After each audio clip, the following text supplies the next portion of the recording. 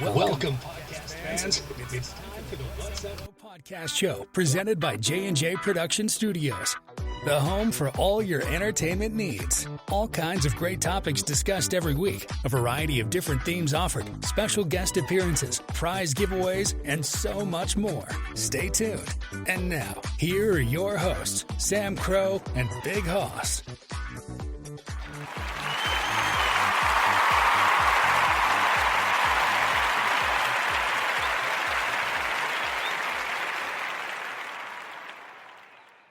Well, hello there and good evening, everybody. My apologies there. I messed up the intro a little bit. I left the microphone on and the auto-tuning was putting the sound out and trying to drown everything out. So I apologize, but you've heard the intro before. Hope everybody's enjoying it. It's brand new.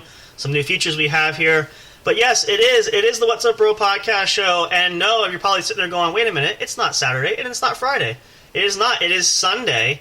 And we are here because we have a very special episode. Again, we have with us, we've been advertising this, we've been trying to tie this together, so finally the schedules, the stars have aligned. We are here with our good friend Ramsey Veitch of Impulse Martial Arts to do the next episode of Into the Martial Arts World. Ramsey, welcome back. Thank you so much for being here. Well, thank you for having me. Always a pleasure. You can hear me okay? Yep, we can. You're doing good. We're looking forward to this. We're going to get into some great topics tonight. If you guys didn't hear the original episode, we did an episode with Ramsey back over Labor Day weekend. Worked out really well. We had a good topic. We got to learn about Ramsey, learn about his martial arts journey, learned a little bit about the school where we train, Impulse Martial Arts, which we're going to share a little bit more about that later. We'll talk about some of the programs that are going on, some new things there, some promos that are going on, that sort of thing, which we'll cover. But this episode, we've been kind of sort of playing with this and teasing this, and now it's finally coming. So we're going to get into that in just a second. Before we do that, as always, I do want to get through our announcements quickly. I'll try to keep it as brief as possible. I'm sure it bores the hell out of everybody, but I have to do it because there's so many things going on, and I would like to keep you guys informed because you want to know what's going on. So we'll get through these pretty quickly. Firstly, we'll start and say, if you missed the episodes Friday night and Saturday night, don't worry, the episodes are up. You can check it out anywhere you can listen to podcasts. We are available on Spreaker, Spotify, iHeartRadio, Google Podcasts, several others. We're looking into Apple, iPod Music, and Amazon Music is our next project we're hoping to get on. So anywhere you can listen to podcasts, you can find us. We're there, and all of our episodes are uploaded, so you can't miss a single moment. But go back and check those out if you missed that. If you want to hear the original episode with Ramsey, our initial talk into the martial arts world, that's also there. You can check that out. You can also check out these episodes on our YouTube channel, where you can hear everything. Everything gets uploaded there. This episode will be up there later on after we go live. So if you are not here listening live and you catch the show later, you can do that there as well. But that's some of the areas where you can find us. It's a lot of fun. You can catch up on all great back episodes, anything that's missed there, so that you'll be all caught up with us. So check that out. It's really great. It's fantastic. It's awesome. We have a lot of great content. We have a lot of great things coming on. We're working our holiday shows. We've been doing some Halloween themes. We're looking at coming up into Thanksgiving next month and into Christmas. So we have all kinds of great things planned there, so stay tuned for that. You want to check that out. It's a lot of fun. Check us out if you haven't already. Social media-wise, we're looking to expand further, but we are officially on Facebook, for those that don't know, if you're not aware of that. We have a Facebook group, and we have the Facebook business page, which you can check. So either way you want to follow us there, you can definitely check us out. We do post updates there, so you won't miss anything there as well. We have the website that's still in the works. It's still potentially being put together. We're still having Mrs. Olivia Bright. She's working on that diligently for us. You'll hear from her. She's going to be on the show next week. She's going to share some more details about that. Really excited to hear that and see how that's going to go. But that's going to be another great way we can reach out to you guys. Hopefully we'll have a newsletter put together. If we can do that, we'll send out invitations. We'll send out all kinds of events, notifications that the episodes are going live right to your inbox. We're hoping to do that kind of great stuff. So stay tuned. It's going to be awesome. We're going to love that. We also want to plug our good buddy, Mr. J, and the RagnarokInc.com, his sanitarium channel on Spreaker. A good friend of ours, one of our producers for the show. He's had us on. You heard some of the clips I played last night. I do want to apologize. I forgot to mention during the second clip, there was quite a bit of whining feedback, and I think that's largely due to the point that he had his phone too close to the microphone or not close enough. So if you had your eardrums blasted out, I'm terribly sorry. I apologize. But hope you guys enjoyed that. It was a lot of fun. We're hoping to have him back on the show soon. He's going to go back on the air next week. We'll catch up with him and see what we got going there. But check it out. It's a lot of fun. He has a great show. He's been plugging us. We appreciate that. We sent him the new ad that we have for us. He's going to be running that in the break between his show, hopefully to give us some publicity there as well. but we're really thankful, glad to have him. Great integral part of the show. We appreciate him so much.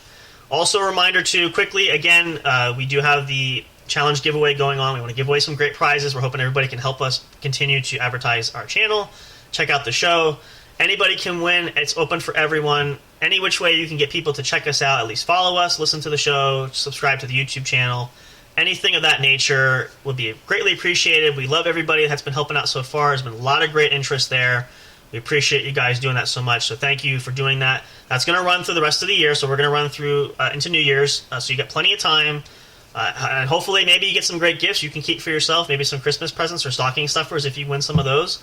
Again, limits or sky's the limit there. There's all kinds of great things you can use that for, so we want everybody to be a winner, and everyone will be a winner, but we appreciate you guys for that so much. We can't thank you enough. I think that's pretty much all we have for right now. So, with that being said, let's dive right in here. We're going to preface this episode real quick again in case you did not hear the original episode with Ramsey on there. So, this topic, actually, I want to say, first of all, I forgot to mention this last time. You shared a little bit about your journey. We also shared that Ramsey and I go back a long ways. We trained at the same school initially where we actually met quite a while ago. I forgot to mention what was interesting was after... I think I left after you had left already. I'm not sure. I forget the time frame there. But I hadn't been training for a while, and it's funny because I wanted to get back into it, but didn't know where I was going to go because I didn't want to go back to the school where we were, and so wasn't sure what my options were going to be. And coincidentally, at that point, I got a text message from Ramsey at that point saying, "Hey, I actually just started my own school. Are you interested in coming out?" And so the timing was perfect. So in case you were wondering, that's how I actually got back there, because I was itching to get back on the mat, and it gave me a great opportunity to do so. So that's kind of where we caught back up here and where we're at currently now.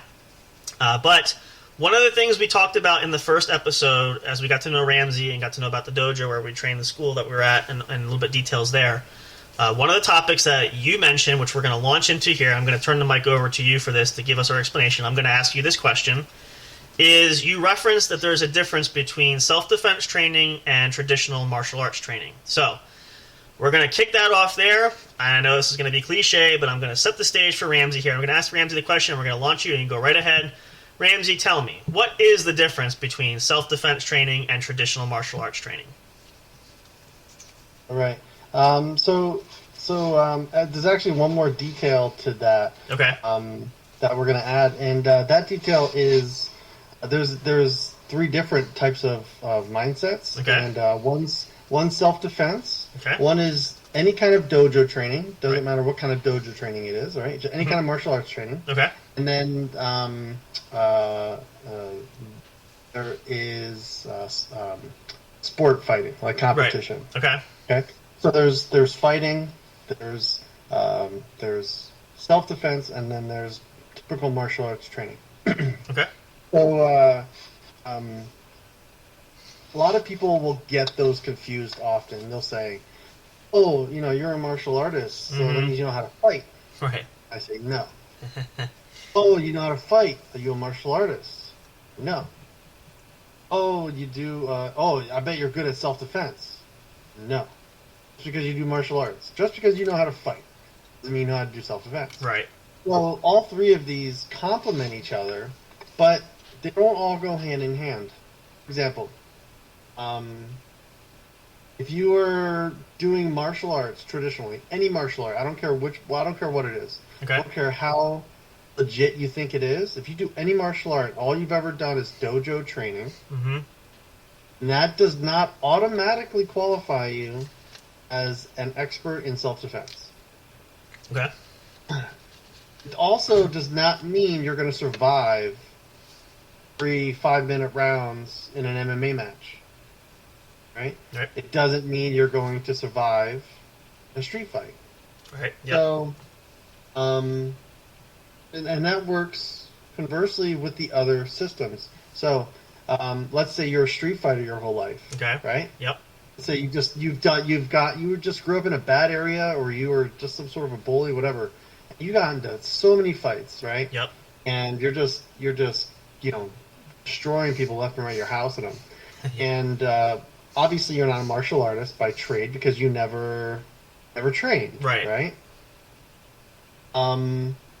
Just because you're a good fighter on the street doesn't make you good at self-defense necessarily. Right. But it might make you better at self-defense in some aspects, all right, but not necessarily. Mm-hmm. Right. And then self-defense-wise, let's say you do specific self-defense training, right? You know how to draw your gun and when. You know how to use a knife. You know how to use a bat correctly. Mm-hmm. You know how to. You know the difference between cover and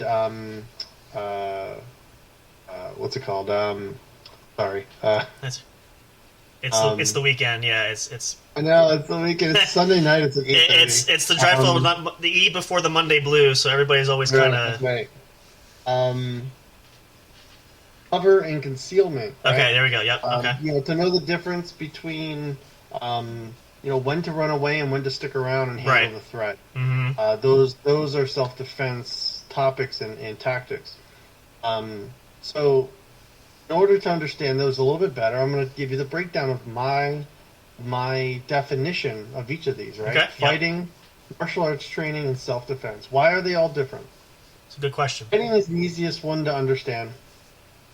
Fighting, as a general definition, I'm going to say that fighting is when two people voluntarily enter a bout that to engage in physical conflict, right? Mm-hmm, mm-hmm. So a fight is a wrestling match. A fight is a BJJ match, a grappling match. Mm-hmm. A fight is a judo match. A fight is an MMA match. Okay. A fight is a boxing match. A fight is a sparring match between two taekwondo artists. Mm-hmm. You see my drift. A fight is anything where two or more people are voluntarily going into physical conflict. They're engaging with one another and engaging with each other, and it's consensual. Okay. Typically. Okay. In a sense, I don't want to say it's always consensual. Right. Depending on the situation, the circumstance could be different, but that's generalized the idea. When you're sticking around, for whatever reason, you are consenting to fighting. Right. Okay? So that's the definition of fighting. Again, we'll touch on this as we go. Okay. Martial arts training. Martial arts training is you're in the dojo. Mm-hmm. It's always a safe environment, no matter how intense you get, no matter how realistic you get, no matter how unrealistic you get, and how much you drill. It's always a safe environment, and you get very content, complacent, and it's not a place for people to get hurt unless it's an accident. Right. Nobody's out to get you. Sure. Unless a quote-unquote fight breaks out, which is rare, I would imagine, in most dojos. But then again, that translates back to that original theory. That's more a fight. That's not traditional. That kind of transcends between the differences there too, in a manner speaking. Yeah. Yep. And so dojo training and martial arts training, those are way separate mentalities already. Just thinking about it, than fighting, right? Yep. Now the last one is self-defense. This is where people get confused. Okay. In self-defense, it's usually not consensual on one side. Okay.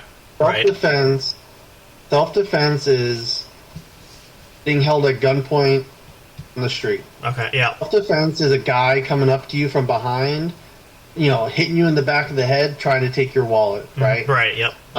Self-defense is when a guy comes up to you in a bar, says, what the fuck you looking at, pussy? And then they grab you by the face. Yeah. And they try to push you around, right? Yep. That's, self-defense is when somebody breaks into your house at 2 a.m. and wakes you up, and you don't have a clue what's going on. That's true. And they enter your room. Yep. That's self-defense. This is not fighting, okay? Now, where do we cross the line, okay? I can say, well, we all know from my examples here, self-defense is scary. Okay, yeah. No matter who you are, no matter the situation, it's always it's going to be scary regardless. Self-defense is walking down the street and 3 guys bum rush you and they pull a knife to your neck. Okay, that's self-defense. Right. Now, could easily turn into fighting. Self-defense can easily turn into fighting. Right. And how does it turn into fighting? Well, let's use a bar. Let's use a typical bar fight, right? It's a good example. Get a couple of rowdy 30-year-olds, Yep. right? You get some rowdy people together. They get to drinking together. After right? a few drinks down, Right, and again, part of my language, but I have to use it for example. No, you're good. We got the explicit warning is there for a reason. So right, realistically, guys are more aggressive naturally. So this will happen. It can happen with girls. Guy comes up to you, yo, why are you looking at my fucking girl for? Look that way. You look at the bar. You do your thing, right? Yep. And then the guy says, no, fuck you, asshole. Boom, right there. Immediately that turns into a fight. Okay. Yep. So they both enter into the argument and the bashing realm. They start standing up to each other. They start even if one person hits the other person, doesn't matter. Yeah. The moment you start standing and putting energy forward and towards the other person, it's on. You're starting. Yep. Starting to quote unquote consent to a potential fight. You're basically you're lighting that fuse. It's like lighting a firework. Once you light that fuse, it's going to lead to where it's heading. So it's going to happen exactly. Yep. So self-defense in that situation specifically is immediate. I have an acronym, just PET. There's a ton of acronyms out there. Yeah. I'm a cat guy, so I use the PET acronym. That's makes sense. But the PET acronym is basically P for prevention, E for escape, T for tactics or technique. Right. And the P is always first because you want to prevent, right? Sure. Don't look towards the guy who is pissed off. Yeah. Right. True. If you think that somebody is going to be pissed off, try to prevent from happening. De-escalate. You can also say as part of prevention. Yep. So prevent that from happening altogether. E for escape, meaning escape the situation, not necessarily a hold or an attack.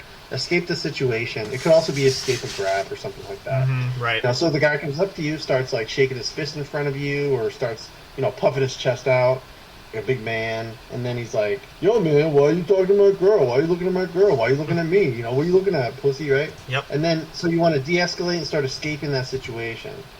That is self-defense. Yep. If you bypass that and go right to T and go into tactics or technique, or you've decided to voluntarily stick around and fight. Yep. Now that's fighting. So why is this important? It's all about the mindset. Right. Okay. And the mindset between self-defense, fighting, and martial arts training are three completely different animals. Right. Yep. This is all written out on my blog on impulsemartialarts.com. So if anybody wants to read or see more of this in written detail, you can by all means look at this. But I'm going to give you more detailed information this way. The mindset is what really matters. All right, and I'm going to prove it to you. Who do you think's going to win a fight? Somebody who's been doing kung fu for 20 years? Or somebody who's been fighting in a prison for 20 years without any form of martial arts training? Yeah. Who do you think's going to win that fight? Right off the top of your back. Right off the top of your head. My money would go for the prisoner just because that's more of a hardened experience where you've actually had... exactly. Yeah. I'm gonna root for that guy because I think he's going to win. Simple as that. The difference there, too, is he's been hands-on. It's a tough environment, and the physical contact has been consistent, especially in a prison setting, has been his whole life. So you kind of get hardened and you learn how to really fight for survival, as opposed to the kung fu artist who... Yeah, you might have learned a dozen or so techniques, but have you actually ever used it in a real situation, etc.? Right. So you're not going to bet on the martial artist. You'd be stupid to bet on the martial artist, right? Nope. And the reason is it's just a mindset thing. Yep. So does that mean anybody's mindset is better than the other? No. But I'm willing to bet that the traditional martial arts setting mindset, right? So if you've never studied and actually practiced more real self-defense type tactics or psychology, and never really had a deep dive into that world, read books or watched videos or learned special tactics from people who have either been there or who have learned from other people who have been there, etc. Yep.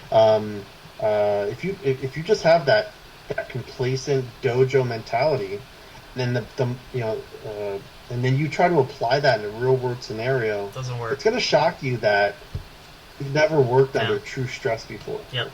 So, when you're doing martial arts training, you don't have to pretend like you're always being attacked or killed. Mm-hmm.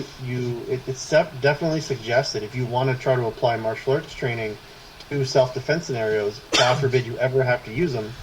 And, you have to train under stress. And I'm not talking about, I had 4 different people try to come at me with a random attack. Yeah, but they're attacking you safely. That's controlled, right. It's all a controlled environment, no matter how you look at it. But there are ways you can practice to promote a lot of stress. Mm-hmm. I'm going to say the same thing about Brazilian Jiu-Jitsu. I do Brazilian Jiu-Jitsu. I teach a little bit of it, and I'm constantly a student of it, with my instructor. And you can go 100% with whoever you're training with, right? Yep. I could train with my instructor, right? He's a second-degree black belt. All right. I guarantee you, at the moment I pull out a knife, things are going to change for him.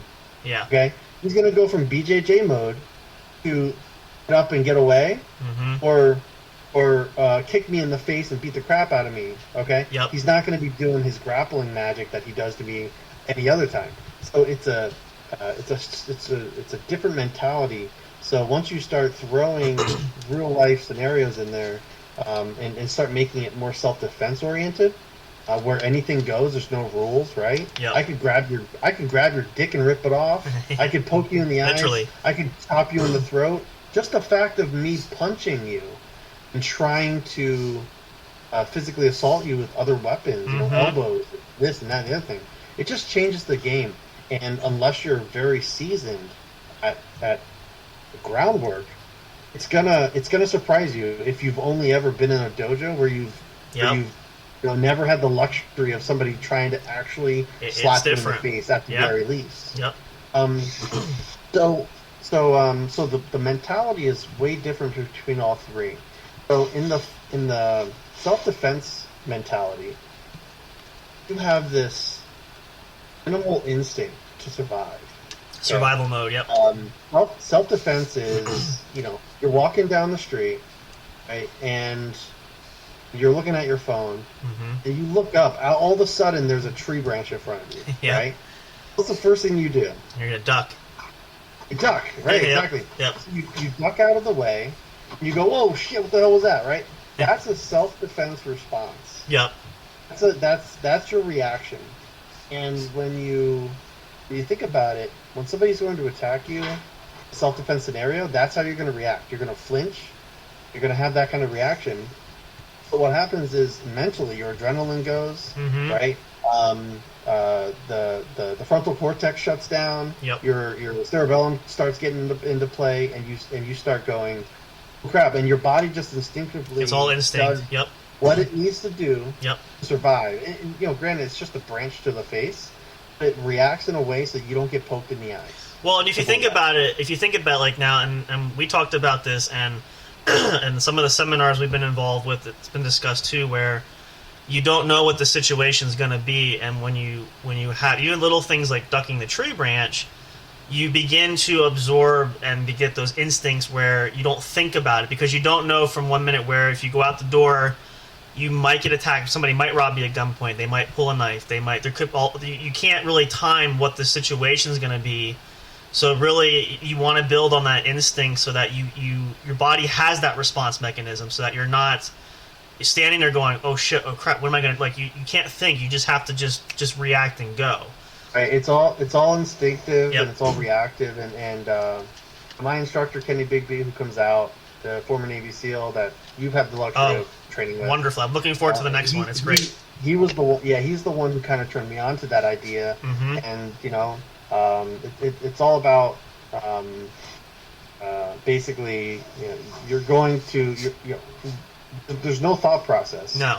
It's your body shuts down.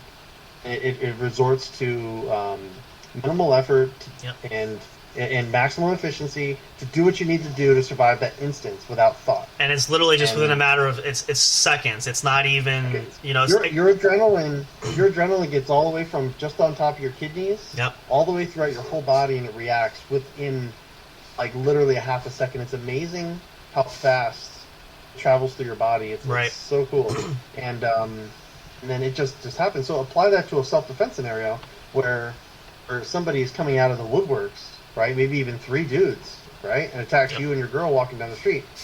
Or you get awoken because 3 people crash through your front door. That's adrenaline going, and it's going to do one of 2 things. You're either going to freeze, shut down completely, or you're going to spring into action, and you're not going to know what happened until it's all over. Right. You're either going to be dead, or you're going to react in a positive way. So we'll touch back on this in just a little bit. Okay. On how we train in order to accomplish what we're talking about. Back to the mindsets. The mindset of the dojo is clean, and it's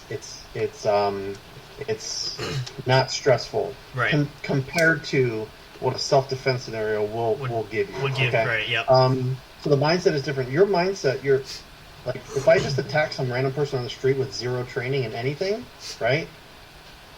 It could instinctively freak out, become super strong, and get away from me really, really quick. Yeah. That's what you should do. You should want to try to get away at all costs. Yeah. If you can't get away, then you should do what you need to do. But adrenaline means they're automatically stronger. They're not going to feel things, and they're going to do things to survive, and that could be really bad things for the attacker. And that's kind of like I'm sorry, I was gonna say it's kind of like, I was thinking about this because I remember one of the jobs I had there. It's the fight or flight method of, I forget what they call the drill, the active shooter drill, where if you can get away, you get away. If you can hide, you hide. Or if all else fails, you engage for survival. Of there's no escape, and your life is literally on the line, and you have no choice but to engage. And again, that thought mentality is going through those stages of what's the best reaction for every situation, obviously. So you can see the similarities when they kind of build in there together in that, looking at that standpoint. Right. Yeah. The active shooter is actually one of the few instances where you have time to consider your options. Right. That's different. And still allow it to be self-defense. By definition. However, there's still fine lines there. Now, when you talk, so that the mentality of just surviving makes you dangerous. Yes. Yep. Makes you very dangerous. So if I just attack somebody randomly on the street, it's very dangerous for me, because that person, even without any training, could be a monster. And they could be very innocent looking. Oh yeah. You never know, especially if you're attacking their child or their spouse or something. Yeah. You don't know what that animal instinct of protection allows them to do. They can become very strong and very, very powerful very quickly. And what adds to that too is that's human nature. You don't realize too is the other thing is when you do that is the mentality, especially if the person being attacked is, I really have nothing left to lose, so you're going to put everything you have into that. That makes that even more dangerous, because you realize. Yeah. It's just going to add to the fuel to the fire, basically. So now you're doubly screwed with, not only are you attacking this person, if you don't intimidate them right away and they're willing to fight back, you could be in significant trouble based upon that instance. Absolutely, 100%. With fighting, any kind of voluntary engagement, you're talking about a different shift in mindset. Your mindset goes from, oh shit, I need to survive and I'll do anything, absolutely anything to survive. Yep. To, oh well, now there's a rule set, most likely. Yeah. Even if it's like an unwritten street rule, like, oh, don't hit them in the crotch, don't jab the eyes, right? Don't slap. Those are gentleman rules. They don't apply in the streets.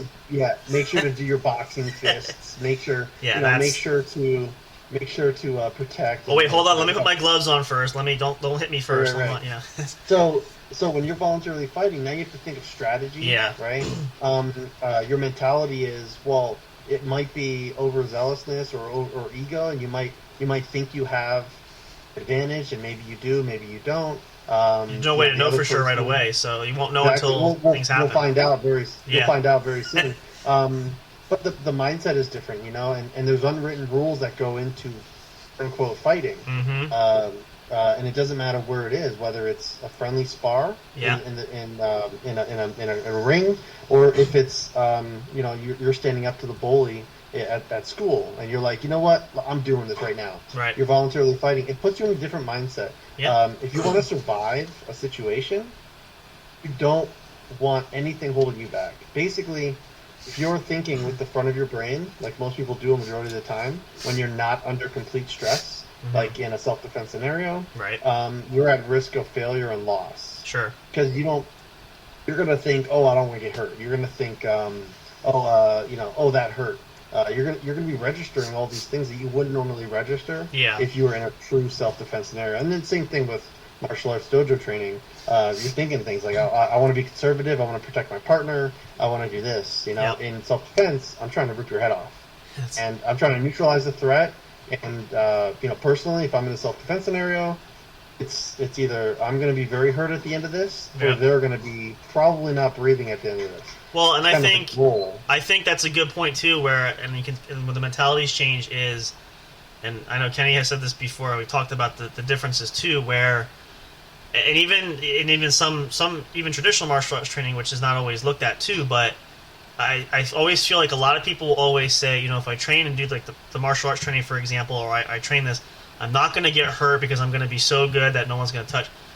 You can't go in with that mindset because nobody's untouchable or unfallible. Where you might, the core goal, and again, Kenny has said this, is not to die, but you have to go in with understanding of you might get shot, you might get cut, you might get beaten up, you might break something. Exactly. So the goal is, as long as you don't die, that's a good day. But you can't go in saying, I'm not going to die, and I'm not going to get a speck of dirt on my clothes. I'm not going to have any cuts, bruises, scrapes. It's not realistic. Right, exactly. And I think that's a misconception a lot of people have, which is, and it paints a whole bad picture. And then talk about the state of mentality, then the focus is totally not where it needs to be. And then if that person gets in that situation, the fight's going to be over before it even starts because you're not mentally prepared, even at the forefront of it. Right. And so, mentality is everything. Very key. It's definitely different between the three. And that's why I delineate them or discern them differently, because differential. So we can't group these together. So here's where the one of the main issues comes up in the martial arts world is everybody will. Not everybody, but there are plenty of trolls out there that look at any one given video, right? Yeah, and immediately they'll say, oh, "What the hell is this? That's stupid. I'll never work." Right? Yeah. That would never work in this scenario, right? They'll look at a drill or a technique or whatever, and they'll downplay it like, that's stupid. Why would you even bother with that, right? Exactly. So I tell people, look, if you want to learn self-defense, you're going to get very bored very quick. Yep. Self-defense in practicality is very, very boring compared to a lifelong journey of martial arts training. Absolutely. Which is very exciting and fun. Oh, and yeah. So much stuff to learn. So much stuff to learn, especially if you're learning multiple martial arts. So, so they have this connection where they think that what is done in the dojo, right, is acceptable in the streets, and I guarantee you, it is not. You can prove this by looking online. Yeah. If, for example, right, if Brazilian Jiu-Jitsu was that awesome, then how comes every once in a while, and you can look this up on Google, like now, and you can say, okay, BJJ black belt dies in self-defense scenario. Yeah. Right. If BJJ was that awesome, then no black belt should ever get killed in the circumstance. You would think, well, why would they get killed? It doesn't happen a lot, thank God, but usually it's untrained people that do. But why would they get killed? Well, they were obviously presented with a situation they've never trained to handle, such as a knife or a gun or a weapon of some sorts, right? Yep. So you throw in variables that are very self-defense oriented, such as weaponry or multiple attackers. Changes the game. And all of a sudden, all of your 15 years, all of your black belts, all of your extracurricular studies, all of your reading, all of your video watching, down the toilet, out the window, completely useless, right? Yep. So if you're going to learn self-defense, you got to learn very basic, straight to the point types of maneuvers and tactics so that you can be very efficient and quick. Yep. Again, your main goal is in a self-defense scenario is to get away. If you're by ultimately, yourself, yeah, okay? ultimately. If you're with a spouse, a significant other, That or changes. your child, The element could be different and too. you don't, and you can't run away. Right. Escape is not really the best or most efficient option, and you have to stick around and neutralize. Yep. Then you do so. Again, you're going in. You say, you know what, I'm going to die, but I'm doing this, and that's that self-defense. That's the mentality. Yeah. Yep. And you do what you need to do, of course. But once you start thinking about it and say, you know what, I'm going to use XYZ technique. I'm going to do this entry. I'm going to do this. I'm going to do that.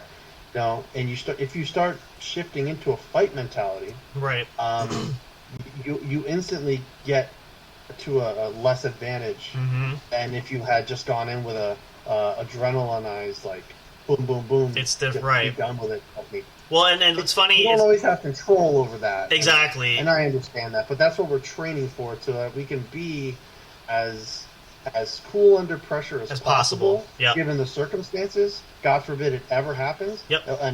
Some guy puts a knife to me or attacks me with a knife. Yeah. I'll probably get stabbed 2 or 3 times before I even realize it. What happened? What's going on?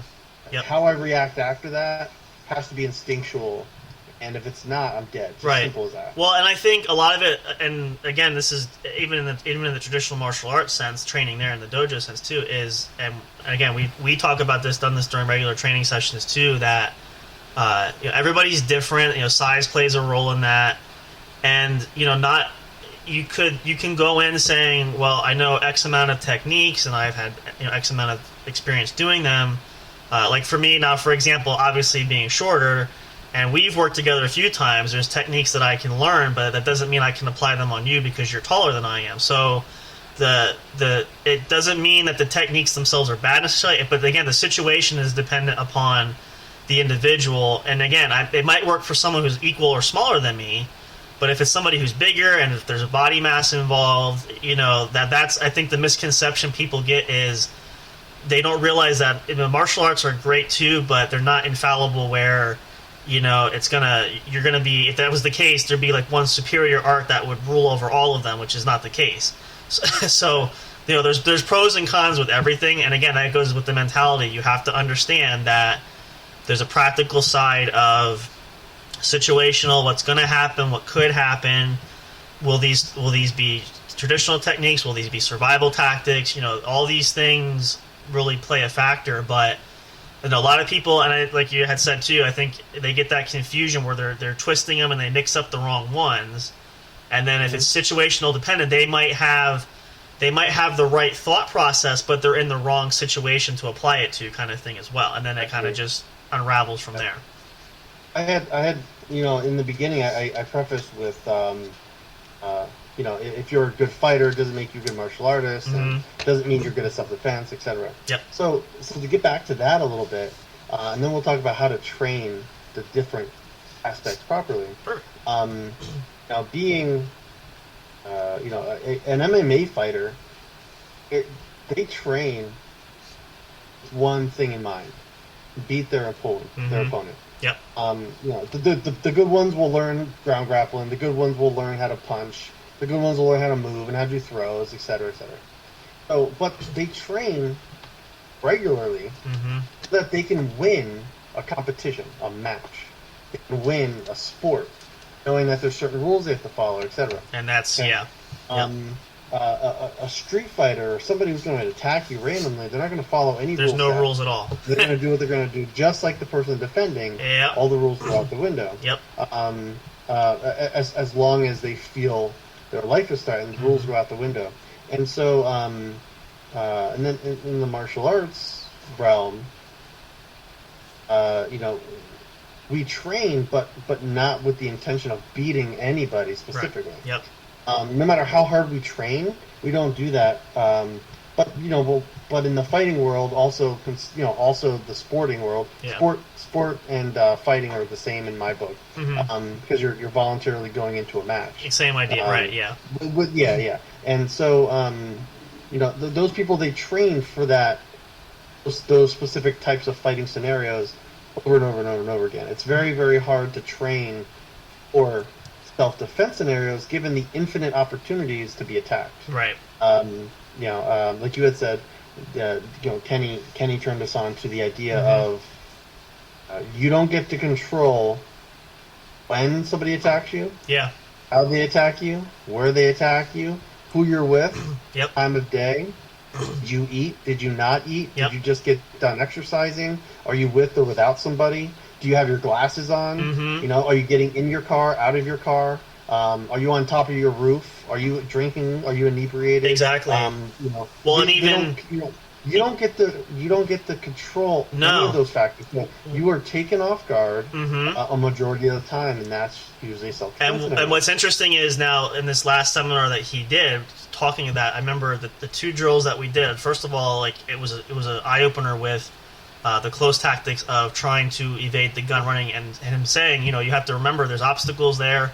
You might be in a room, it might be small, and a lot of the other guys they were running out, and like, oh shoot, there's not enough room here, we're against the wall, or, things like that. And then in one of the last exercises where we had the helmet and the pads on, the glasses on, and all this stuff is there, and having the back turn, and when he says, if I have you turn around and everybody's attacking you, what do you, like, those kind of moments really, for me, it was like, wow, this really shows you number one, the timing factor of you don't have, it's literally just like that fact. Every time you turn around, you have a second because people are on you. What do you do?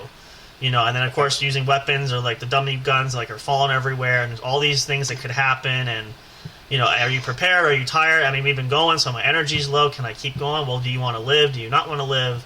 It really was a good way to demonstrate how. And again, it was a safe environment in this case, but the idea was to really see that these are real things that can happen. Like he said at one point, when you walk back with your gun, make sure you could trip over something. You might trip up on the curb, or if you're in the mall, you go around a corner, you might not have a good view because you're back against the wall. Like all those little things, and again, mentality wise, you have to instinctively react. And like he said, don't think about it, just go, because you have just a couple seconds, and whatever you do, you're going to get away, you're either going to engage, or if you stand there, you're going to die. So it's all those little kind of patterns where we really saw that firsthand. Yeah. If you have time to think about what you're going to do, it means you're probably going to stick around and fight. Yeah, most notably. And then that's going to get you into trouble. You just can't react as quick as somebody doing self-defense can. Because their chemicals aren't flowing the same way, and your brain isn't operating the same way. Right. And you're naturally going to be behind just a little bit. This is why criminals who are trying to be taken down by cops. This is why it takes 3 or 4 cops to submit or to take down a perp, because or somebody who's cracked out, because they don't care. All they're trying to do is get away and pure survival. Even with 3 or 4 cops, doesn't know how big they are. If they don't know how to restrain somebody with proper technique and keep them from physically moving, these people are just freaking out. They're powerful, they're strong, they're wiggling out, and they're trying to get away. And often they do, because it's very hard to subdue somebody who doesn't want to be subdued. Well, and that's just the way it is. That's funny, because I was just, before we went live tonight, I've been watching those videos on YouTube, and the last one I watched was a good example of, I've seen the traditional ones where the guy, they get him broken on the ground, they're kicking, they're biting, spitting at the officers. This last one, they had a guy in the car who they're doing a wellness check, and clearly can tell he was probably intoxicated, might have had drugs in the car, trying to not forcibly initially to get him out of the car. He refused to exit the vehicle upon command, so the officers moved in and reached in the window trying to unlock the door. He was combative, like, don't come in here, don't touch me. They were able to get the door open. As soon as they got the door open, he pulled himself back in, ignited the ignition. He backed up, almost backed over the officers, went forward and swung the wide open door trying to hit them, and was able to cause a gap to get away. But again, survival of, I got to get the fuck out of here. And he did, because it was sheer panic and terror of, you're not going to take me. I'm getting out of here. That's what makes him dangerous. Yep. Exactly. Yep. So the question is, how do we train so that we can incorporate all 3 of these, right? I mean, that should be every martial artist's goal, I think. It doesn't have to be, but my personal goal is to say, you know what, I'm confident, or I want to become confident and skilled enough so that if I was lusted into a a self-defense scenario, I had to stick around on purpose, and I had to turn it into a fight. And I want to be comfortable enough to say I can handle myself if I have to fight. Right. Despite the circumstances. The example being, okay, you know what? Somebody breaks into your house at 2 a.m, wakes you up, right? Fair enough. Yeah. And your wife's sitting right next to you. Okay, well, chances are you're probably not going to have an egress plan for one, which is part of prevention. So if you don't have one, learn what an egress plan is for one, and for two, develop one. Yep. I tell my wife, okay, and I remind her every once in a while. That's our training. Hey, somebody broke into the house tonight. We woke up in the middle of the night, and we know somebody's in the house. What do you do?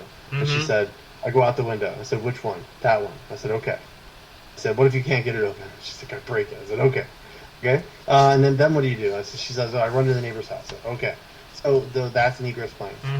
Our window's on the first floor, so it really doesn't matter. And so if I have to stick around because I don't have time to get out, I want to be comfortable enough to say, you know what, I can handle this person in the meanwhile, right? But I have to go in knowing that I'm probably going to get hurt at the same time. We have weapons. We have, I have knives. I have tactical flashlights. I have stuff to be prepared. But that's the stuff you want to ask yourself. If somebody broke into your house in the middle of the night and woke you up, would you have any clue of what to do, whether it's running away or sticking around and neutralizing the threat, because you have to get to your kid's room, which is 2 doors down, right, before they do, right? And you have to engage. You have to fight. That's not self-defense. That is the fine line now, right? You have to consciously engage and say, hey, I have to engage this person so he doesn't get into my daughter's room or whatever. Right. So now, how do we train that way? Well, in the dojo, if you want to just do dojo training, that's fine. At the very least, just doing regular dojo training, doesn't matter the martial art, they're all the same. And you're going to say, okay, well, what does martial arts training do to you? Again, when people are watching videos online, again, the first thing they do is, that's so stupid, it would never work. Why are these people doing this stick drill? Oh, look, he's attacking me with a knife and he's doing that. That looks so stupid. Oh, why are they rolling around like that? That's so stupid. That would never work on the street. You'd probably run over a curb or something. Yeah. And they're not wrong. But it's just because of ignorance, and they don't understand what the context of the video is most of the time. And so that's just naivete from a majority of the martial arts world, or people that watch martial arts online. And that's what I've come to accept. They're just ignorant and naive, and they don't understand the context most of the time. Part of that is communication, is the people teaching or demonstrating, they don't explain that to people. So properly. I'm trying to explain to people, if you watch something, right, and let's take something credible, all right, quote unquote credible. Right, sure. Everybody knows boxing is pretty badass, right? Yep. Right. Everybody knows MMA is pretty badass. So, but nobody goes and says, oh, Mike Tyson, he sucks, man. He would never survive a street fight. Who says that, right? Not me. Nobody, right? Mike Tyson's the one who said, everybody has a plan until they get punched in the face, right? And so nobody ever says, wow, Mike Tyson would never survive a street fight with those strikes. Nobody ever says that. Why? Because he's credited in a popular martial art that proves to be effective, but they don't realize is it's a lot of I don't know the words to say, but it's just all hyped up. People equate boxing and the skills of boxing with self-defense, right? And I'm not sure why, because everybody knows, anybody who in the grappling world knows, if you want to beat Mike Tyson, what do? Take the dude down. Yeah, exactly. Because he can punch really hard. He's very quick. If you want to take Mike Tyson out, I would imagine it's relatively easy. You get him to the ground. You have to take him down first, okay? Yep. Just like Ronda Rousey. Why did she beat all of her opponents? Because she was superior to the black belt judo competitor in the Olympics for crying out loud. Yep. She was good at taking them down. That's why Holly Holmes couldn't beat her, because Holly Holmes spent so much time getting in her head, Yep. and working on how to prevent takedowns. And I Knowing think that Holly Holmes' top game was superior to Ronda Rousey, so she kept her in the game in that mindset where she wanted her to be. So you can't. So people watch these videos and they do it just based off the context. So why don't they say Mike Tyson wouldn't survive a street fight? Well, if the street fight was voluntarily boxing, he'd probably kick everybody's ass, right? Well, but if it was a street fight where you can take down, I don't think he would survive. No, because if you think about it, and again, this is, and we know this because we do it, we understand it. But when you look at the concept, especially in the boxing realm, the boxing goal is everything is mostly up top. So you have everything is upright and everything is punching. And again, there's different levels of punches, things like that. And that's kind of like when you see like the MMA factor is the takedown, because the takedown really changes the dynamic of it when. The old saying is when you have the carpet pulled out from under your feet, that can really, change the element. Now you're not upright. Now you're on the ground, and the level of being upright to being on the ground, yes, there's still fighting involved, but the dynamics change considerably because now, you may have thought, and probably in Mike Tyson's case, I have the footing, I have my footwork, because boxing also is footwork, so if you have that stability, you're able to control the dynamic. But if the takedown does happen, that really does have the ability to make shift and change everything there. So I think that too is where, those misconceptions do come in, and I think a lot of people, they see it that way, and if it's just one dimensional and they don't think about it outside that box, then it's going to limit your thought process, which is really good. So I hope you guys enjoying this. We're going to just pause here just for a quick station break. I have to take a bathroom break. I've been drinking an awful lot of water, so it's a quick time for a good break there, but stick around. We are going to talk some more martial arts stuff. There's a lot more great things to come. Ramsey's going to share a lot more things there, too. We're really enjoying this. Hope you guys are enjoying this as well. It's got a lot of great reception and great feedback coming back, so we're going to hopefully continue this, do some more topics down the road as well. But stick around. We'll be right back for a short break. We're going to talk more into the martial arts. We're going to talk about the differences there. Ramsey's going to help us explain more about the the tactics and mindset and training for different ways and doing that sort of thing. So we'll be right back. Don't go away. You don't want to miss that. And then we'll talk some more other things later. And then before the end of the night, we're going to talk more about our school again, give you some details there. Ramsey will share some things. We'll talk about some of the newer programs that started, all that great stuff. So please stick around. This is the What's Up Bro podcast show. It is Sunday night. We're glad you guys can join us if you are. If you are enjoying this on YouTube later on, perfectly fine. It's there for your entertainment either way.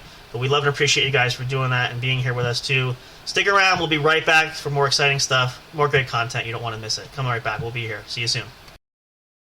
Soundstripe.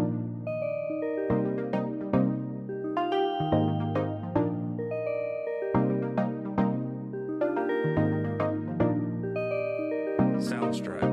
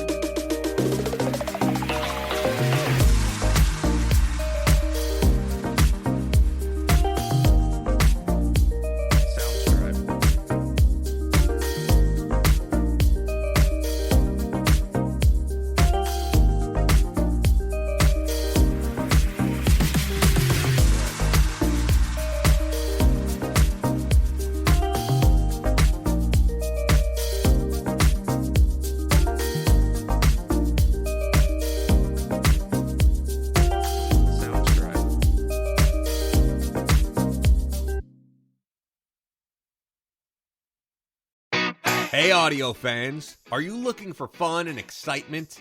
Have you been searching for that special show? You know, the one complete package you want in a podcast? Then check out the What's Up Bro podcast show and experience what true entertainment is all about. Stay tuned and don't miss the action. Available on your favorite streaming services, including YouTube. Thank you for all your support. And as always, we'll see you at the show.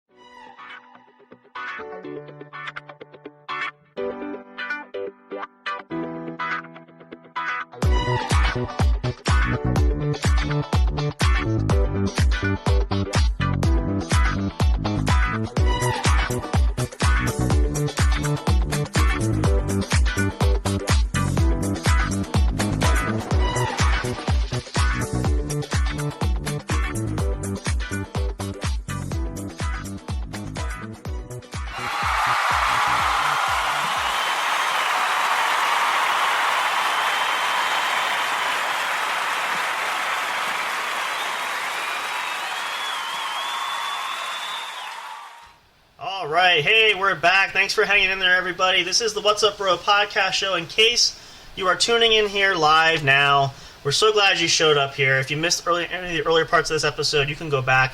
This episode will be up on all your favorite podcast streaming services. You can also check it out on our official YouTube channel. But we have the one, the only, Ramsey Veitch is here. We are talking more martial arts stuff. We're talking self-defense training, the different mentalities, that there's bunch of different things to discuss. There are all kinds of great information, which we're going to continue on here now. So hopefully you guys, if you missed anything, you can go back, but stay with us here now. There's still more stuff to come here as well.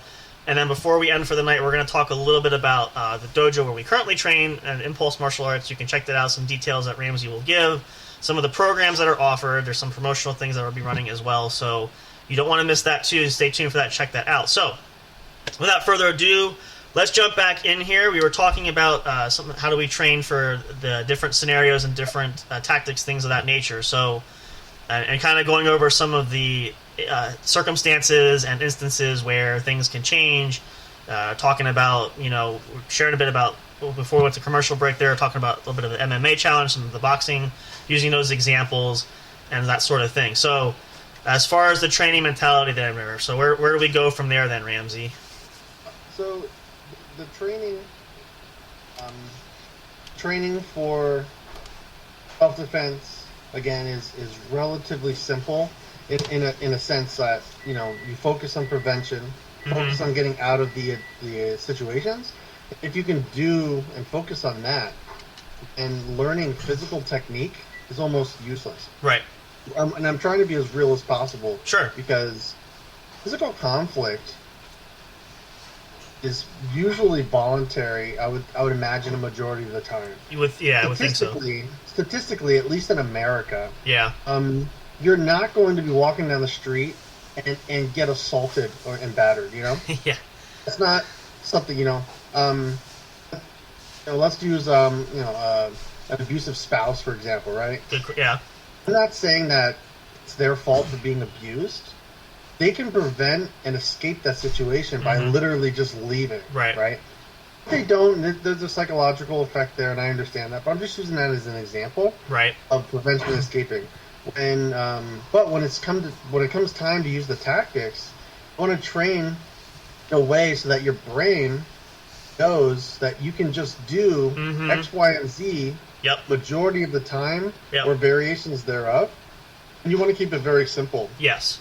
You don't use grand-rific techniques. You don't use all this these special locks and these special maneuvers. You pretty much just cut out 90% of all martial arts training, and I'm going to touch on that now. But in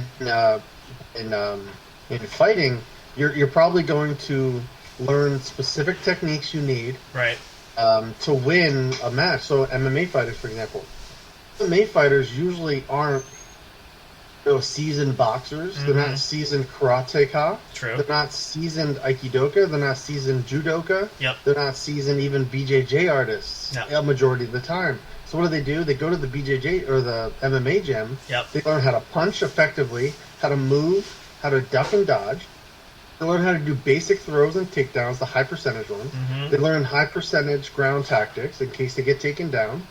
You know, how to do a rear naked choke with no gi, how to do a quick leg lock, and stuff like that. So, if, you know, they master certain things, and then they do a ton of body conditioning, a ton of power conditioning. They get ripped, you know, they eat well. Mm-hmm. They do all this stuff that allows them to become beasts in the cave. And that's what they do. So they train specifically for that environment. Now, going into martial arts, people might say, well, if my goal is self-defense, why should I learn martial arts? Good point. And I say, well, if your goal, I tell people, if your goal is self-defense, I say, find a way to learn self-defense and be done with it. Mm-hmm. Don't learn martial arts, because martial arts is a path that takes too long. Right. When you want to just learn self-defense. So martial arts training is for the people that have discipline and a desire to learn depth. Yep. Right? The depth of martial arts. So you don't want to get into martial arts thinking, you know what, in a year I'm going to be able to defend myself. Yeah. Far from the truth. It won't work unless you supplement with actual self-defense training. Wrong mentality, though. Wrong mentality. So martial arts is a journey that you should, you know, that you're going to endeavor, and you're going to come across hardships, and you're not going to get very good very quick in the self-defense world. That is true. And I say that across the board. Doesn't matter if you learn boxing for a year.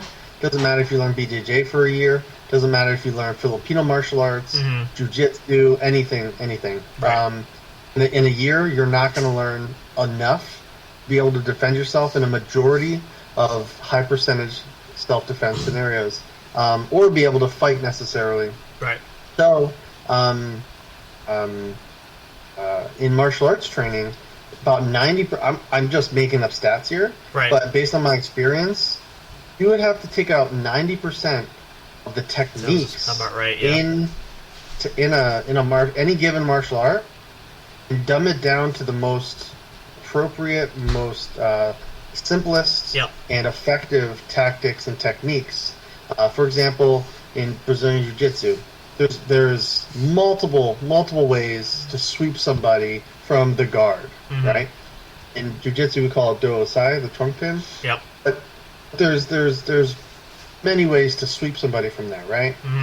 But a majority of them aren't going to be practical in a regular scenario, because the person's hitting you, punching you. They might have a weapon. There might be a buddy. Yep. So you have to make it quick and effective, and there's no time to to grapple with them.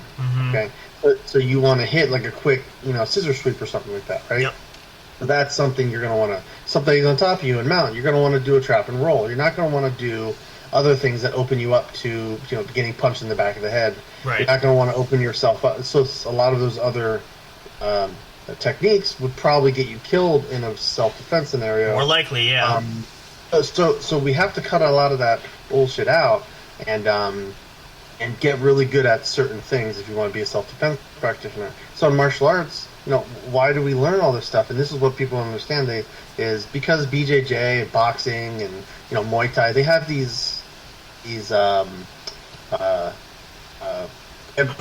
what some people will consider credibility. Right. They have these. They have the backing of the people to say, you know what, we know Muay Thai is a badass art, therefore it must be effective. Right. We know that BJJ people are very effective at grappling, therefore it must be good for self-defense. You would think. Yeah. Same thing with boxing. These boxers are really good; they must be good at self-defense, and they coordinated that. It's that misconception again. Yeah. And they connect them, and it's like it's just not true. Yeah. So I could watch any given video, like a Brazilian Jiu-Jitsu video. Yeah. I could say that would never work in the street. Yep. That's true. And I would get so much pushback. Yeah. Right. And what did they say? Oh well, if the person does this, of course it would work. People start defending it immediately. But if I show them an Aikido video and show an Aikido video of Kotegaishi, which is the wrist twist, where people fly and they flip over, they go, that's so stupid. That would never work. You wouldn't be able to flip my wrist like that, blah, blah, blah. It's like, okay, but what about this? Is this dude doesn't matter? You know, it's like, Yep. okay, so you won't discredit this technique from BJJ that would probably get you killed on the street. You'll discredit this, something you know nothing about. I don't understand that whatsoever. So I plan on making YouTube videos eventually, talking literally just about what I just mentioned. Yep. Just to prove a point. If you don't know what you're watching, you don't know the context or how it becomes a practical thing. Right. On my Instagram, for example, this technique in specifically Kotegaeshi, on my Instagram at Impulse Martial Arts, just a week ago or a couple weeks ago, I posted a video that I recorded during a class session where it was all about Aikido, and I showed the soft version of when we do this Kotegaeshi, this wrist twist technique, and this takedown. And then towards the end of class, I had people do it more realistic, practical way, and it looks totally different. And you know, I'm moving differently. I'm moving faster. I'm a lot more abrupt with my movements, and I'm thrusting my elbow and doing an elbow strike into the person's face to demonstrate that what you see isn't always the end result. Right. You can take the simplest looking technique that, like, oh my god, that looks so stupid. That's not gonna work. Come on, people. And then you give it to me for 1 second. I'll show you how to make it just something, a little more practical. And sometimes that requires you to hit, maybe set off balance another way, kick them in the crotch, extend from it, whatever. But the other thing people don't understand is everything, no matter what it is. I don't care if it's Brazilian Jiu-Jitsu, boxing, Krav Maga, or Aikido. Everything is situational. So if I gave my hand to anybody in the world, and I challenge people right now, anybody in the world, I'm going to give you my hand. I'm going to say, I want you to twist my wrist. And I want you to throw me. Everybody come down right now, Right now. I guarantee nobody will be able to do it, okay? Yep. Not with just controlling my wrist independently, all right? In order for them to throw me, they're going to have to kick me, punch me, keep me off balance, etc. But if I just hold out my wrist, they're not going to be able to do it just out of brute strength. It's just not really going to work very well in their favor. So with that, everything is situational. In Brazilian Jiu-Jitsu, same thing. I can say, well, that wouldn't work. I would just do this, and you wouldn't be able to do that, right? Yeah. But people don't argue like that in Brazilian Jiu-Jitsu, again, because it has this like, it's on this high note right now, and people think that it's like the best thing since sliced bread, and it is. I love it. But I treat all martial arts similar. Sure. Well, yeah, makes sense. So now, I could easily argue, okay, well, the elevator sweep from guard, right? Elevator sweep, that would never work in the street, right? Unless they lift up one of their legs. Now I can do the elevator sweep, but it's very, very, very situational. Yep. You can't find the elevator sweep almost anywhere else the majority of the time, right? You're not going to get into side control and do the elevator sweep. It just doesn't work like that. Same thing with submission. So everything has its place. Yep. Everything has its timing.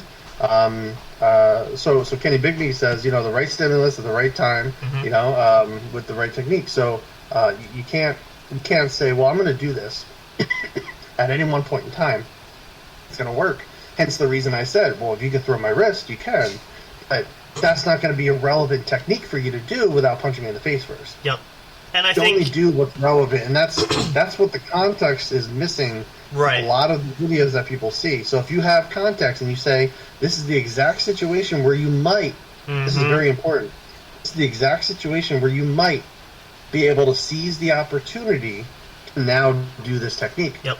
So you practice techniques over and over and over and over again with the idea that you might find the opportunity somewhere. And then when you see that opportunity, the more you've trained it, the more you're likely to have popped it on at the appropriate, relevant time. Yep.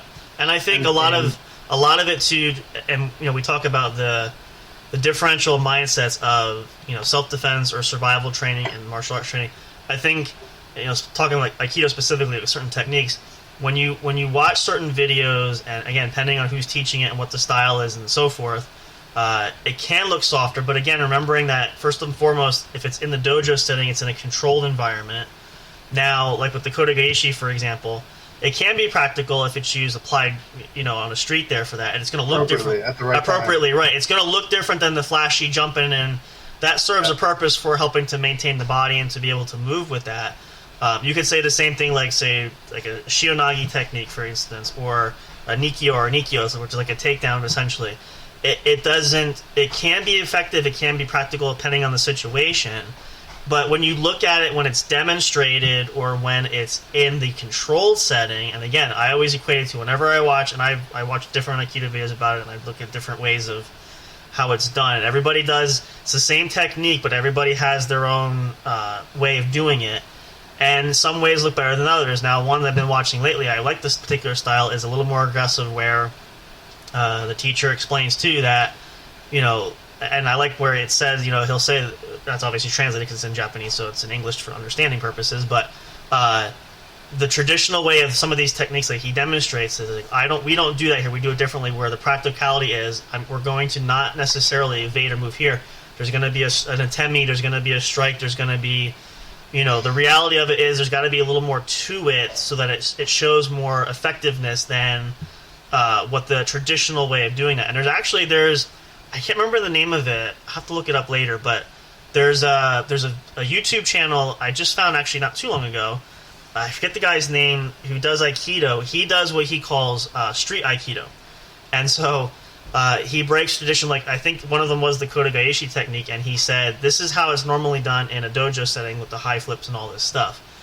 He said, we do it here, we do it in the more practical way of, we don't teach the flowy and fancy, softer, some will say, version. We do it like this, and it's going right down into the pin, taking somebody down just like that quick. And it's like, this is, and he said that, and he always states, this is the more practical, this is what you'll see as streetwise. It's not going to be the flowy, freestyle you're seeing. This is what would look like, because we want our students to understand it from a practical street setting, not just the traditional side. So, there's a lot of different ways to come at it, but I think, and the other thing is, a lot of people we have our own opinions, right? Everybody's opinionated and has different viewpoints and things, and you could, I've been there with some people arguing. I try not to engage people, but you can argue till you're blue in the face about, your side of it. This is how I see it. You might see it differently. It's just, if you are dead set on, this is what I believe and this is how it's going to go, there's no way to convince you otherwise, because, you're set there. And I think that's too, a lot of, like we're talking about, the people have misconception of certain things, where they buy it kind of like, whenever you, and I remember doing demonstrations, whenever you do that, the idea is to sell the idea to the bystander to see that, right? So, and again, demonstrations and things like that are fun to do, but at the same time, it's more a dog and pony kind of show. It's not necessarily always the best way to show practicality or to show what really can be done or should be done and so forth. But it's more of the drawing of, and actually I did see a demonstration recently for that at a local fair for that. It's more the draw of just getting people to buy what you're selling kind of thing. And I think that's also what gives, from the traditional martial arts standpoint, that gives people a bad misconception, because, we've said this earlier in the first episode we did that, a lot of it depends on who's teaching it, what the philosophy is, what they believe, because a lot of the teachers there, and we've, not to dwell on that, but we know that from previous experience, where when that thought process goes a certain way, that's kind of like laying down the law. This is how it should go, and that's like the only pathway to go, and etc. But I think that really confuses people and gives that twisting of that mentality where, and then even to look for information. There's so much information just on, if you Google search it, or if you search on YouTube, there's just so many people doing so many different things, and then it's kind of like, well, which one is accurate, which one is right, which one, all those type of those questions. It just leaves people asking more questions because they're more confused than before. So I think that's. I'd like to touch on that. Yeah, go ahead. Sure, but that's a good another example for that. Yeah. So I mean, some people always online they'll be like, "What's the best martial art for self-defense?" That's and common question always. My initial answer is all of them. But like you said, it really depends on who's teaching and how you use the information you're given. So if you're given the information and it's very soft and it's not, and they don't teach you how to practicalize it, that's how it's going to come out that way. Then it's not going to come out that way. So if I taught you, if you learn BJJ from one person, it's going to be different than learning from this person over here. One person's going to be more sport oriented, and they're just going to teach you the basics and how to win a competition. The other person's going to teach you what happens if you get punched in the face, which you really need to know. Exactly. And what's going to happen, and what's going to happen when they do something that's non-conventional. Exactly. And that's which happens all the time too. So it's going to be huge. But it doesn't mean any one teacher is better or worse than the other. Not at all. So when we're learning martial arts, when people say, "Oh, why are you like?" Again, they're commenting online and they're saying, "Well, why would you do that? Like, why even bother learning Aikido? Why even bother learning this drill? Why even bother, learning Kung Fu? It's useless or there's no purpose. Why? Why invest time?" Well, here's the answer to that. Learning martial art not only helps you with all the other benefits we know and love, right? It can get you in shape. It can keep you in shape. It can, lower stress and, keep you looking better and keep you feeling better. It could be a good workout. Always a good thing. It can teach you how to. But what's important is, even though they're not always learned as self-defense techniques, what you're actually doing is learning attributes. Right. And this is a key word I want to point out again.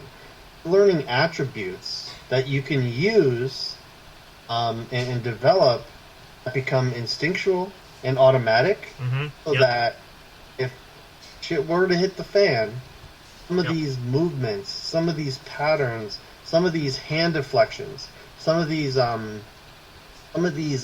body pivots, some of these techniques, some of these strikes that seem harmless when done on these videos or without context will pop out and they'll be powerful and effective. Hopefully, that's the idea. That's why we drill. That's why there's so many drills in Brazilian Jiu-Jitsu, and I use that because people praise Brazilian Jiu-Jitsu all so the time. And I'm a student of it. I understand why they think that, but it's more just a fad when it comes to self-defense. Sure. And they praise it as if it's the actual martial art that is going to save you all the time. Right.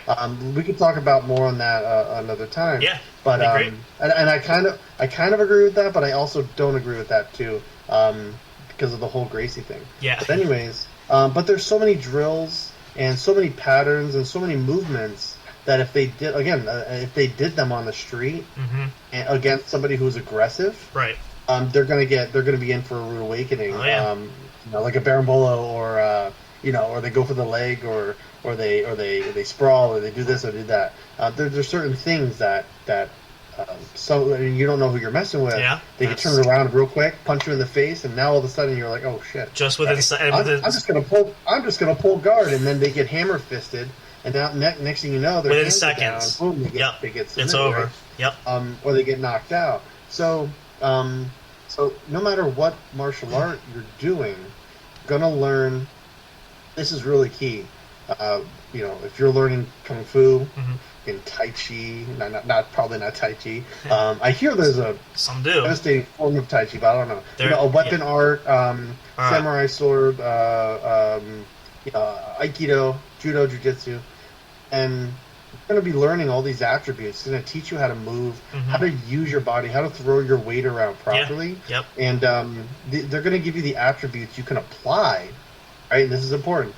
You can learn attributes by doing a traditional martial art that you can apply fighting and or self-defense scenarios, because the more you practice them, the more ingrained they become, and the more they will pop out in a stressful situation. Such as,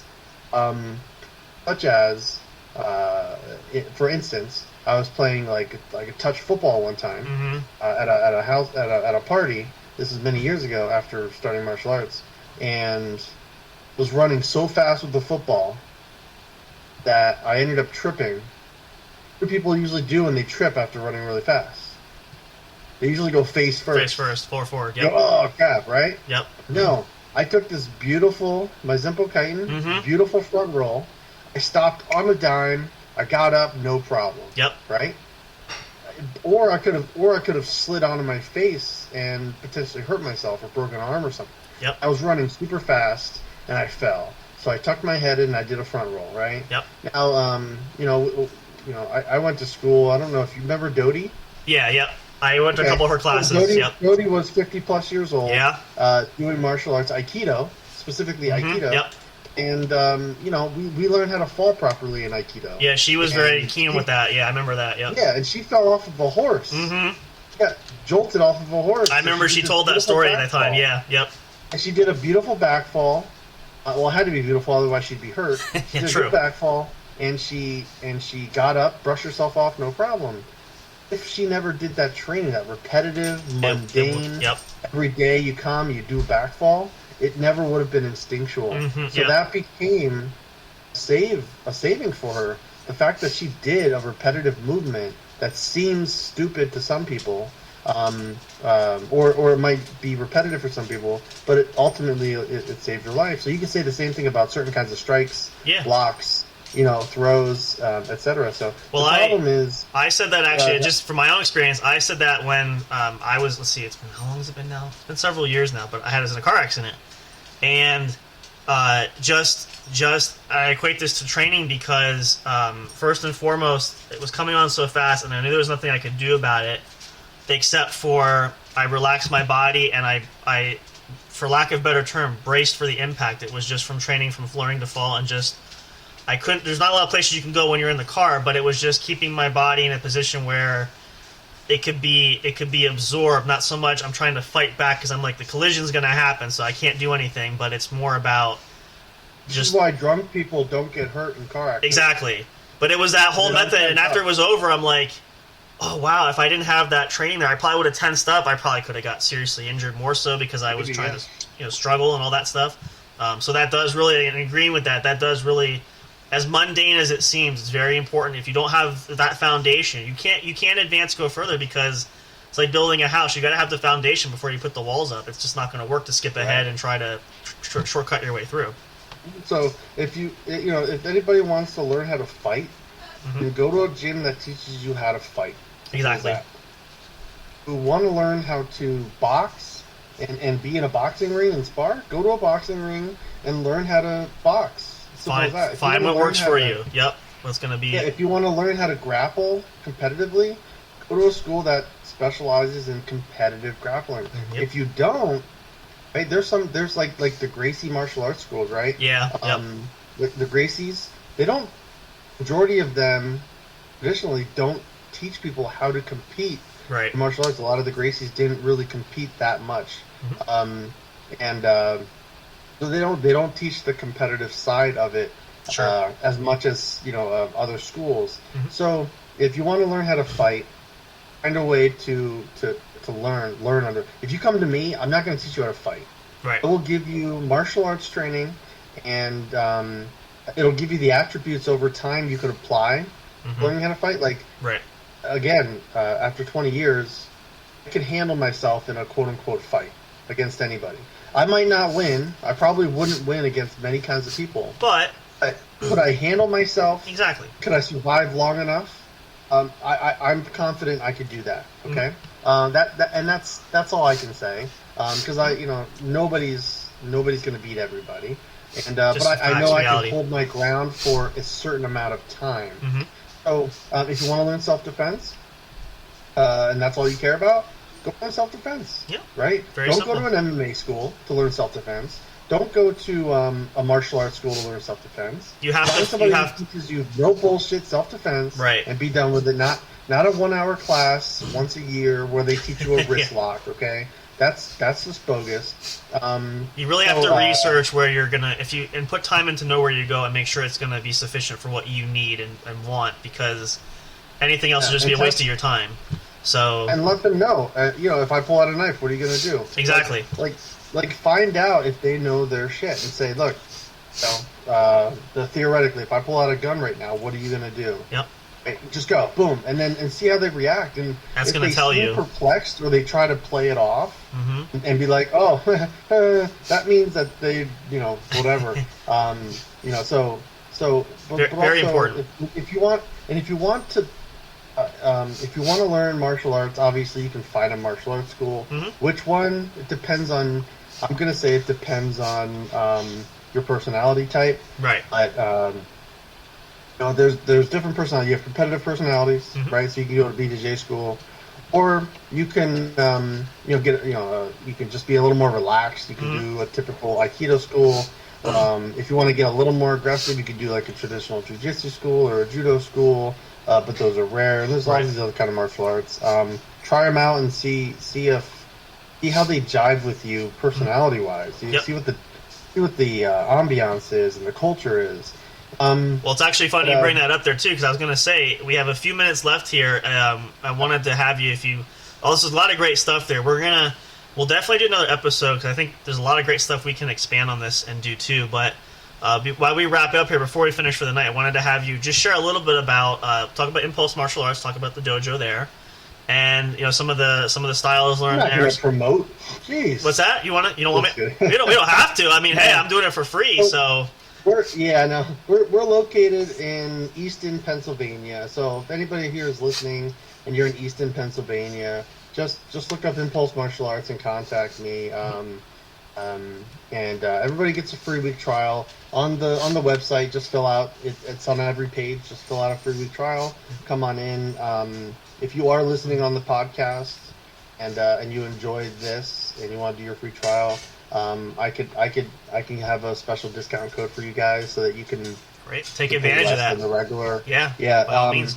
But also, when it comes to traditional martial arts, we teach Aikido, Kempo, Jiu-Jitsu, Samurai sword. All right. And within that, there's a subset of weapons integrated there. Training that we do as well. Yep. So such as like a baton / Kali stick. Yep. Knife, gun. A long Joe staff, like a 4 or 5 foot staff. Yep. Sword, etc. So then we also are doing a combatives program, and that's going to be what I was talking about before, specifically self-defense oriented, no nonsense. We talked about prevention. We talked about escape. Those tactical, more tactical kind of training things. Yep. Right, and we train on the tactics. Most of what I'll teach is from Tricom International and the basics of just learning how to just defend yourself in a majority or in a slew of situations. Universal tactics that will allow you to survive. Then as you advance, we can even go into, how do you be a protector? How can you save somebody? How can you... all good stuff, yeah. Very in-depth. The bodyguard, if you will, right? Yeah. So I'm going to start that. One of the first class for that, because I have some interested individuals recently. First class for that's going to be November 11th from 6 to 8. Even Sam here doesn't even know about that, but he does now. I want to learn more about it now that I know about it, so that's a good teaser there. We'll definitely get more into that. Right, so, again, hit up Sam or hit me up and we can talk more about it. You can all reach that out information is also on impulsemartialarts.com. Check it out, yep. And then also, if you live in Easton and you want to participate, or if you have children. I was going to say, the new program going, yep. Our children's program is going off without a hitch. And all the kids are loving it. All they care about is coming back. That's we have great. A lot of fun. We do a roll of exercises. We do techniques and nomenclature, and we do all that good fun stuff for them during class. And then we end with a game. All the kids love it, and again, the kids can get a free trial. Very nice. And if you're listening to the podcast, I'll hook you up. Yep. With that opportunity for sure. Now, do you have? Is there an age range for? I'm not sure. I don't know if there was. You have? Age range starts at 7. Okay. So if your kid is younger than 7, I apologize. Even if they're 6.5, I apologize. You gotta wait till they're 7. I have to draw the line somewhere. Yeah. And that just has to do with the way kids age and their maturity level, and it changes rapidly when they're that young. That's true. I have to draw the line somewhere, and honestly, being transparent, we can handle 7 years old.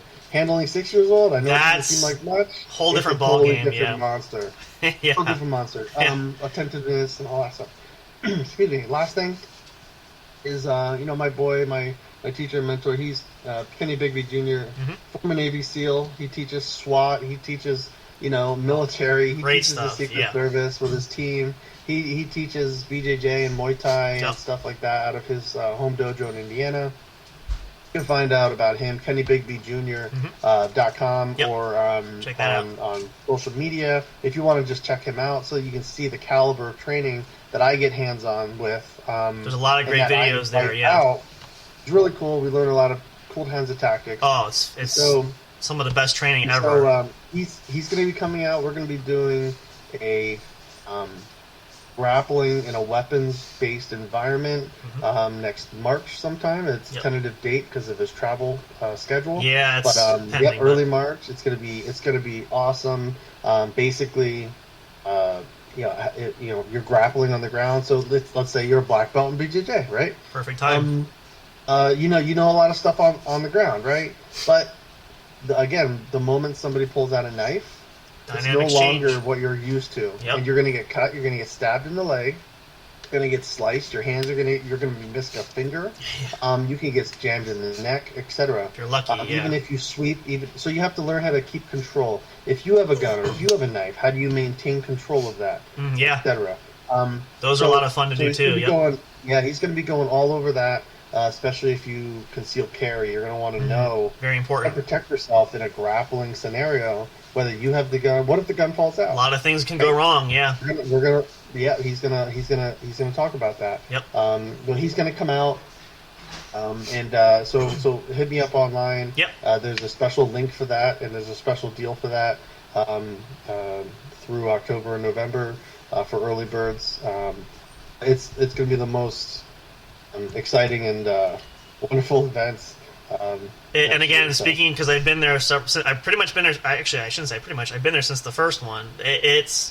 You would think, and again, some of the things sometimes will be reciprocal in some areas, but you can't undersell or undervalue or underappreciate the knowledge, because once you step on and do it firsthand, like Kenny will share in some stories and talk, but when he has us get in there and really practice it and do it, it's just, I can't even describe to you how the level of where the training goes to, and when you see the practicalities and the realities of it, because he makes the situations are so as realistic as possible, it's very beneficial and really open for anybody. So don't feel like, male or female or young or old, like don't feel limited by any ways. There's all kinds of ways to incorporate that. So very interesting. Come and check it out, especially if you're local, and jump in on that. It's a lot of fun. We'd love to have more people there. It's always a great time. Sure. But no, this was awesome. We thank Ramsey. Thank you so much for being here. We're going to definitely do more episodes down the road. If you guys like this, for sure, reach out, let us know. Like the videos on YouTube. A lot of great views that we have for our first video. Definitely, if you're in the area, if you're in the Lehigh Valley area, you want to check out Impulse Martial Arts, you can go there, check out the website. You can contact Ramsey through email there, and his phone number is there.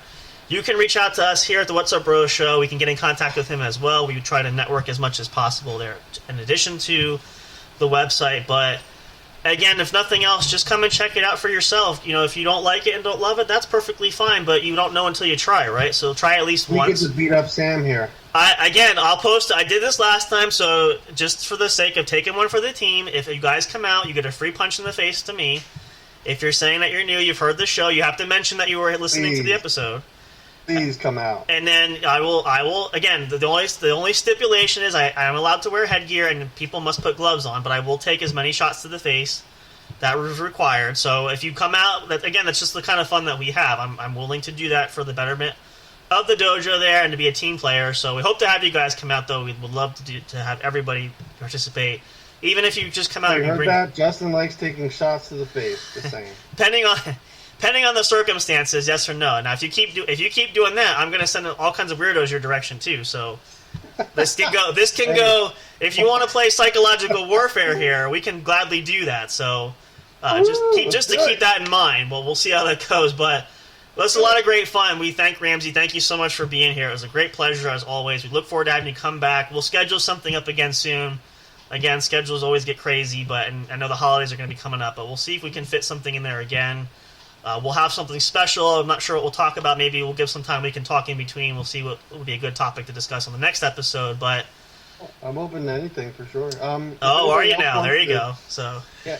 If anybody wants to learn about other things that I've talked about, that I like to talk about, that I'm very passionate about in the martial arts world, again, you can visit the Impulse Martial Arts. Check it out. Blog. Yep. And all great articles there. Yeah. So I like the. Those are things that I'm passionate about that I think are important. And again, it's just my view. So they're not right or wrong, but hopefully they contribute to your understanding of martial arts and edify your knowledge a little bit and always, give you, we can always clarify it on the podcast. Absolutely. Yep, that's what we do here. We're all about education and growing and knowledge and making sure everybody goes in the right direction, because when we all, as we always say too, we all want to succeed. We succeed, you succeed. So if we work together, we can all be happy and harmonious in doing that. But that's your go. There you are. Well, this has been a special edition of the What's Up Bro Show. Thank you guys so much for listening. Again, if you're listening to the rebroadcast later on, if you're listening on YouTube, wherever, appreciate it so much.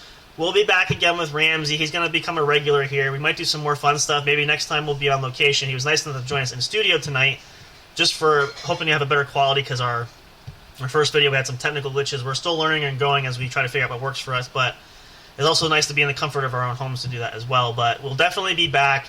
If you guys like this episode too, if you like it, again, on YouTube, let us know. Send us messages here just so we know. The more content we know you like it, we'll keep bringing out more of it. But we will be back again soon.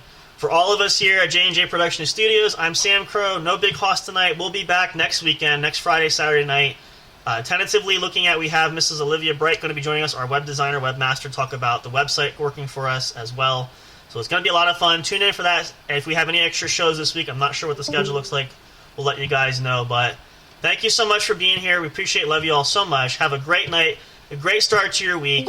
As always, we appreciate and love your support there. We'll see you guys next time on the What's Up Bro podcast show. Have a good night. Take care. Thank you for listening to the What's Up Bro show. Catch all the latest live action on your favorite podcast streaming services, including Spreaker, Spotify, iHeartRadio, and more. You can also check out episodes on the studio's official YouTube channel. Subscribe and become a member today. Don't forget to also turn on notifications so you'll know when new content is uploaded. Stay tuned and don't miss a single moment. We love and appreciate all your support. And as always, we will see you at the show.